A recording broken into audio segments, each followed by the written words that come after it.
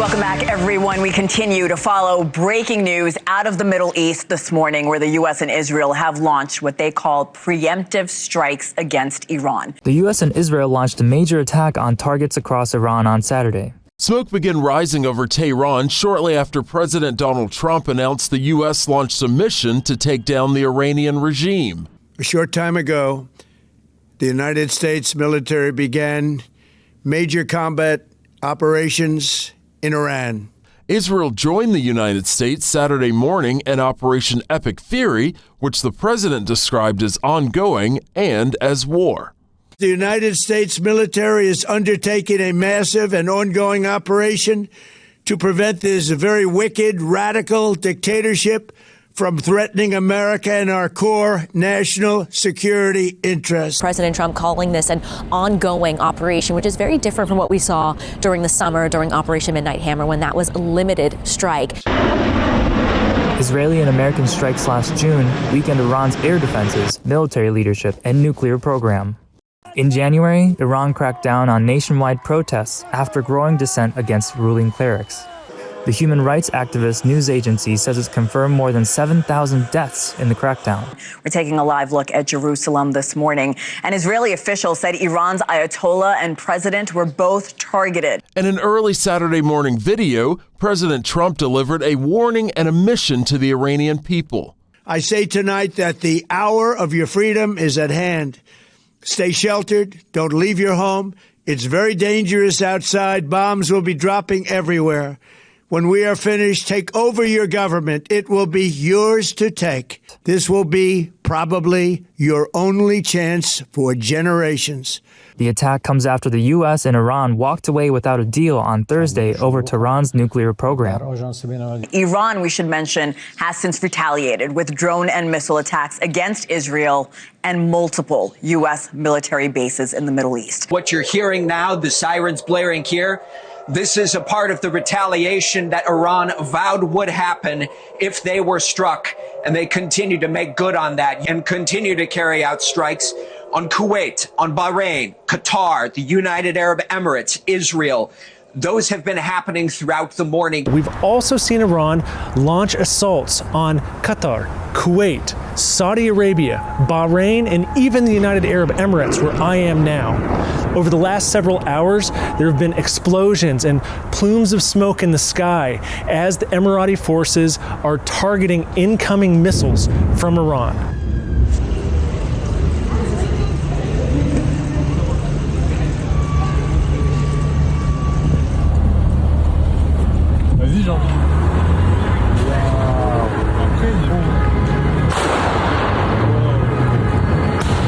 Just moments ago, Israel's Prime Minister Benjamin Netanyahu saying in a televised address that, quote, signs are growing that Iran's supreme leader was killed in the U.S. and Israel's joint strike on cities across the Mideast country, including its capital, Tehran.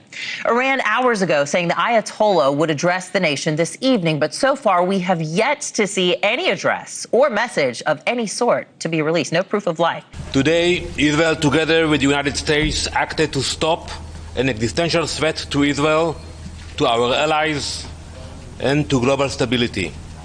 This is a moment in history that requires moral clarity, and President Trump has met the moment.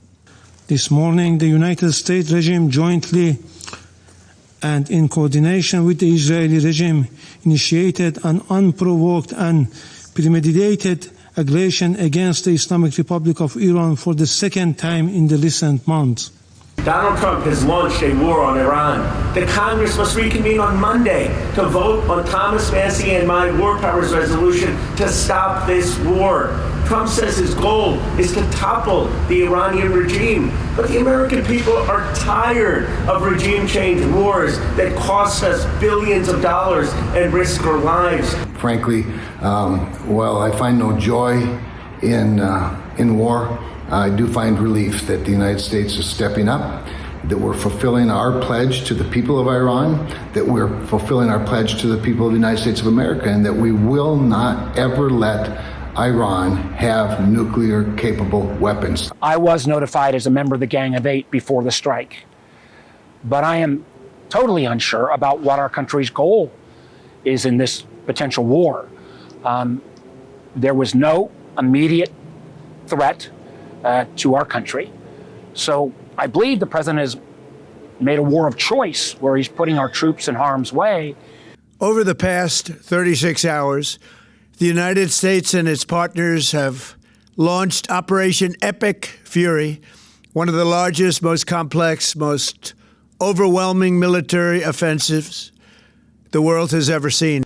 Iran's formerly supreme leader, Ayatollah Khamenei, is dead. Combat operations continue at this time in full force, and they will continue until all of our objectives are achieved. We pray for the full recovery of the wounded and send our immense love and eternal gratitude to the families of the fallen. And sadly, there will likely be more.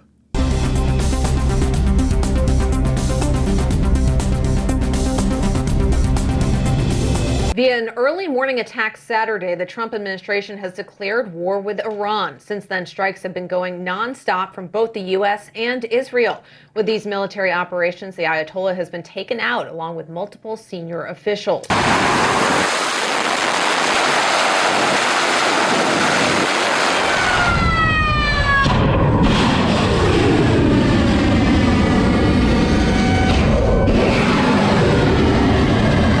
The president has called on the Iranian people to take back their country. Do we know who's in charge right now in Iran? I think there is some ambiguity of exactly who's calling the shots. There is a secession line that is in place inside the country where you have top leaders of the military and religious establishment filling that void. And there's been some indications that actually the Ayatollah hasn't been running kind of the day-to-day operations of the regime since the initial wave of U.S. attacks last summer. There's just a lot of questions about whether or not an organized opposition can rise up and take power and transition to some type of a democracy that I think many U.S. officials would like to see. Hey, look, Iran is fighting back, right? Since the U.S. launched its operation, Iran has targeted multiple allies in the region. 2 days ago, under the direction and direct orders of President Donald J. Trump, the Department of War launched Operation Epic Fury, the most lethal, most complex, and most precise aerial operation in history. For 47 long years, the expansionist and Islamist regime in Tehran has waged a savage, one-sided war against America. They didn't always declare it openly, except for their constant chants of death to America. They did it through the blood of our people. Car bombs in Beirut, rocket attacks on our ships, murders at our embassies, roadside bombs in Iraq and Afghanistan, funded and armed by Iranian Quds Force and IRGC killers. This is not a so-called regime change war, but the regime sure did change, and the world is better off for it. President Trump won't rule out sending U.S. ground troops into Iran. The president just told the New York Post that he's willing to have American boots on the ground in Iran if he thinks it's necessary. Trump also predicted to CNN's Jake Tapper that Iran will be hit with a big wave soon. The U.S. military is set to send more U.S. forces into the region. That's because the conflict has widened over the past day. Iranian-backed militias across the Middle East have joined the war, carrying out attacks against American forces and allies in the region. Congress is bracing for a showdown this week over President Trump's authority to wage war. It comes after the U.S. and Israel launched strikes on Iran over the weekend that killed the country's supreme leader and has thrown the region into even more turmoil. But even if it were to pass, as you mentioned, Drew, it has no chance of actually becoming law. President Trump would be sure to veto this, and there is not a supermajority in the chambers of Congress to actually override a presidential veto. More American troops and jets are being deployed to join the fight. On Capitol Hill, the administration is briefing members of Congress Tuesday. Democrats question the president's justification for starting the war in the first place. This is not a defensive war. This is not a necessary war.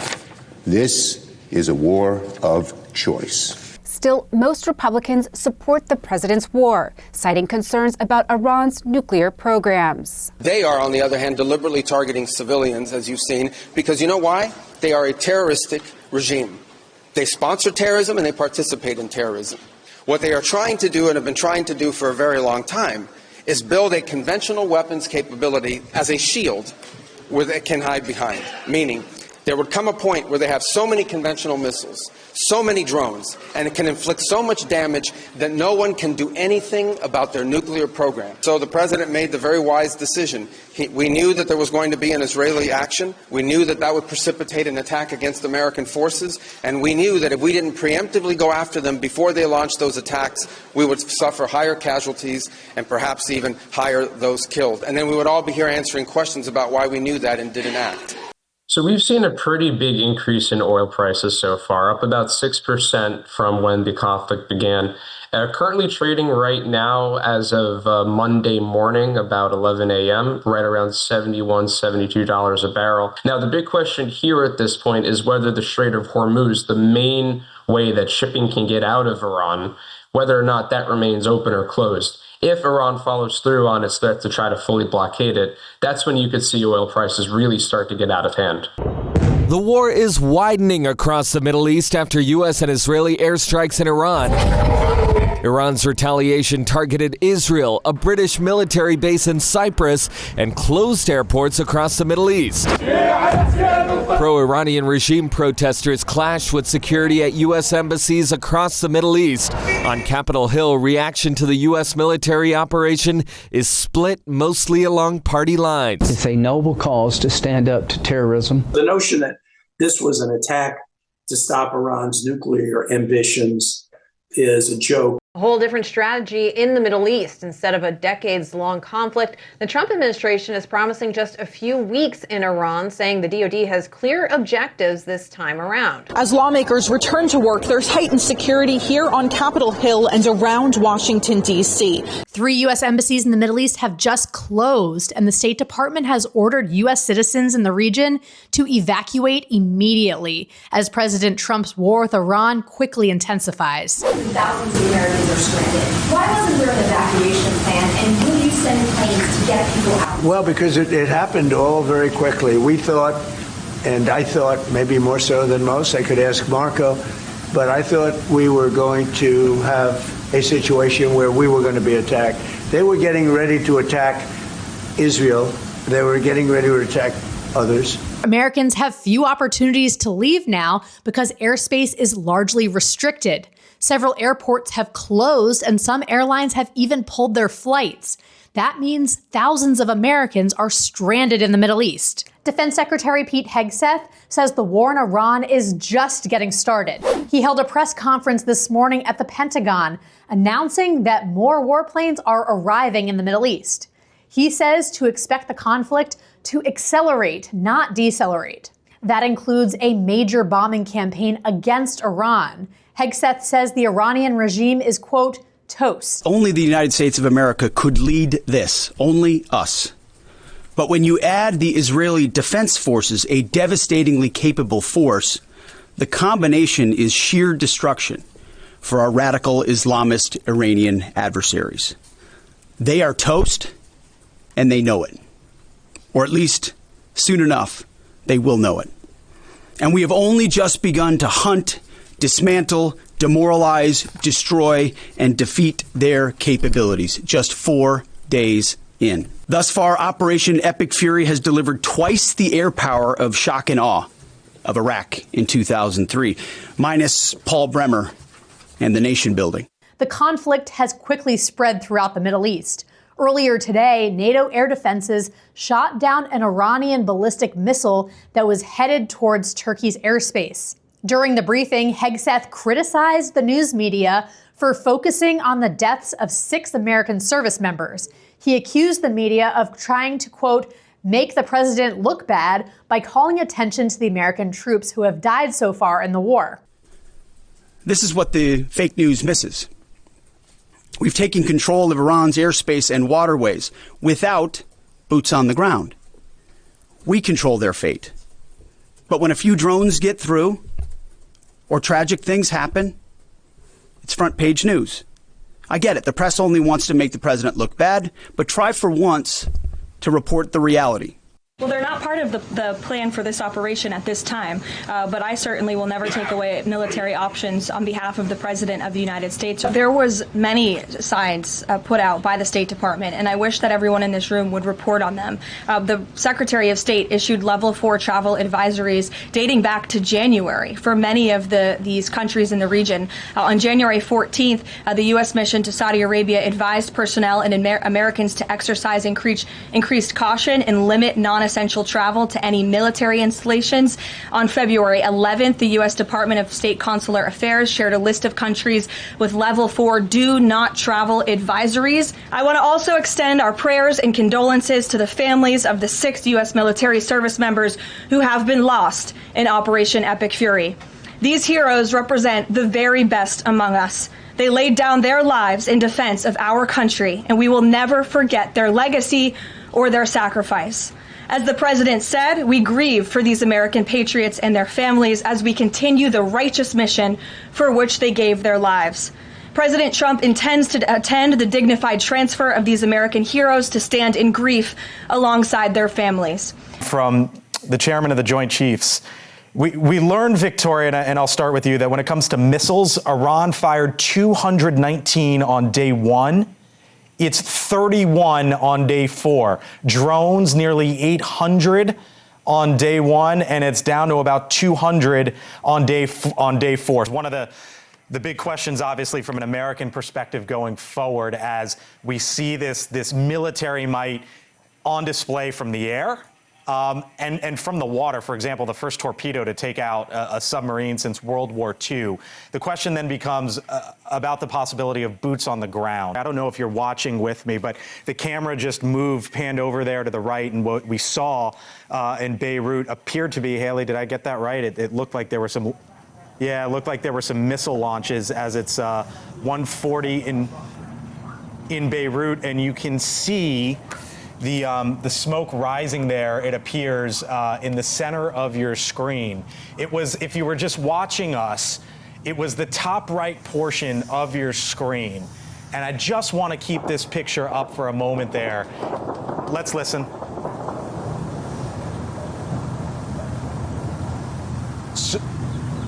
So you heard I even... And I'm just stopping myself because I'm hearing some of this in the background. And I guess, Victoria, this goes to show the ongoing campaign from Israel to try to target Hezbollah. The U.S. operation in Iran is heating up, and so is the debate over presidential power in Congress. The Senate is set to vote on Virginia Senator Tim Kaine's resolution to further halt action in Iran. That vote is scheduled for 4 p.m. today, and it comes as 6 service members were killed in the fighting. Now, Kaine's resolution is backed by Republican Senator Rand Paul of Kentucky, but it is not expected to get much Republican support. Indiana Senator Todd Young, a key vote, says he will oppose the resolution, claiming danger will only grow if the Senate limits the president's military options at this moment.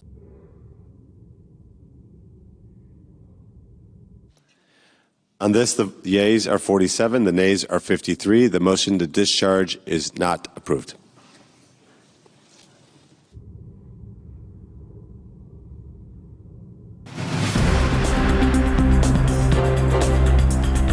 There was many signs. Iranian leaders are calling for President Trump's blood following the most recent attacks. The Associated Press reports that an Iranian cleric went on state television saying the country is looking to shed Trump's blood.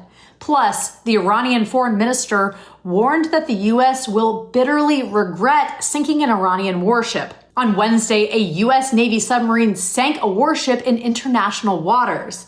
Now, this was a big deal. It marks the first underwater torpedo attack on an adversary since World War II. Joining us now, General David Petraeus, former commander, U.S. Central Command, former CIA director as well. General, it's an honor. We thank you so much for being with us tonight. As the president talked about this possible, that it would be wonderful if the Kurds potentially went forward. The Kurds are great fighters. We know them very, very well. We worked alongside them in Iraq. We supported them in northeastern Syria to take down the Islamic State there. But it's a small force. It's only 10% of the population, as you noted. The number of fighters will not be that large. So keep in mind that they're going up against a regime force that is very battered, but is basically dispersed and is still carrying out regime survival. What it looks like is that we now have the ability to fly not just stealth fighter bombers, F-35s, and the B-2 stealth bombers, but also the real workhorses that can carry enormous payloads, the B-52s and the B-1s. We're not concerned really at this point in time about the air and ballistic missile defense of Iran as long as you stay above heavy machine gun range. And that means you can just really pour it on. I would argue that we actually have air supremacy now, not just air superiority. But I think folks are rightly cautious about those kinds of assessments publicly. The logjam of Americans trying to get out of the Middle East is starting to ease somewhat. The State Department is taking new measures like the use of charter flights. The longer I was there, the more uneasy I kind of felt. American families, students, and tourists trapped in the Middle East are scrambling to get out. Hundreds of thousands of people have been stranded across the region due to flight cancellations and airspace closures, leaving limited options. The Trump administration now facing fresh criticism from Democratic lawmakers who say they failed to have a clear evacuation plan in place ahead of the war breaking out. It took way too long for the administration to offer help. If we're going to spend billions on bombs, we should be able to spend some money on getting American citizens out of the region. The State Department resorting to using military aircrafts and charter planes to bring those stuck safely back stateside. Many Americans are starting to see the impact of the war in Iran here at home, and it's at the gas pump. The Trump administration, which once pitched low gas prices to voters, is looking for a plan to bring down the costs. Let's go ahead and bring in News Nation national correspondent Mills Hayes in Chicago. Mills, Americans are seeing higher prices right now, and that's part of Iran's energy warfare strategy. So how long could this last? President Trump says that this situation here, the gas prices, they will drop rapidly once the war is over. But he also says that the military operation is far more important than higher gas prices. Still, Politico is reporting that the White House is pressing key officials to come up with ideas on how to lower these gas prices for the millions of Americans who hit the road each day. And since these strikes in Iran began, we've seen unleaded gas prices rise by about 34 cents on average nationwide. And for diesel, that's about 60 cents of a rise since the strikes on Iran began. And diesel, that's going to have an impact on those farmers as well as long-haul truck drivers who bring our food and consumer goods to stores. So this could potentially have a domino effect on the price of goods as well. It's about a week since the U.S. and Israel attacked Iran, and President Trump says the campaign has, quote, no time limits. He's calling for Iran's unconditional surrender and is continuing to boast about the U.S. attacks. But polling shows the American public is feeling skeptical. For more, we're joined by Niall Stanage, White House columnist for The Hill. Niall, thanks so much for joining us. How does the public at large feel about these strikes? Not very happy by all the polling that we've seen so far. In a piece I have this morning, we quote 3 polls, and they all show a plurality of Americans disapproving in one shape or another of these strikes. Obviously, that marks a difference to the pattern we're accustomed to seeing. Normally, there is a rallying around the flag effect in foreign conflicts, whatever people think of the underlying merits. We're not really seeing that rallying around effect at all here.